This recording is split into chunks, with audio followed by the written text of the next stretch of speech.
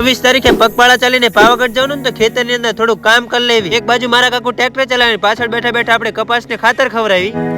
ખાતર નાખવામાં હું એકલો પડતો હતો ને તે જગલી મને ખાતર નાખવા આવ્યો. નકરું ખાતર જ નતા નાખતા, પાછળ કપાસના સામા ધોરિયા થવાનું પણ કામકાજ ચાલુ હતું. પપ્પા જોતી લ્યો પેલા મસાલો ખાઈ લો. તો આ છે મારી બેસવાની ખુરચી. જગલી ફગલી એમાં થોડીક વાર ખાતર ના ખાઈને બેસી ગઈ પબજી રમવા. પગલા લે થોડું ખાતર ખાઈ લે, કોઈ દિવસ ભૂખ ભૂખ નહીં લાગે. તો જીવડા ખાવા આવ્યો, માર ભાગનું તું ખાઈ લે. આખા ખેતરની અંદર બધા કપાસને ખાતર મળી ગયું. છેલ્લા સાય અડધે પક્યા ત્યાં ખાતર પતી ગયું.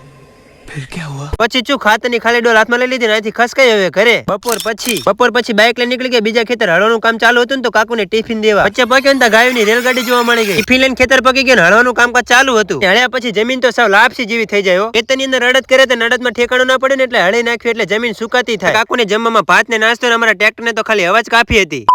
તો હતા તો મને આવડતું નતું. મારા કાકુ જોડેથી મફતમાં ટ્રેનિંગ લઈ લીધી. ભણાવવામાં મારા કાકુ હોત ને તો અત્યારે હું એપીએસ બની ગયો હોત. क्या बोला तूने? એમ કે કાકો એક જ વાર ટ્રેનિંગ આપીને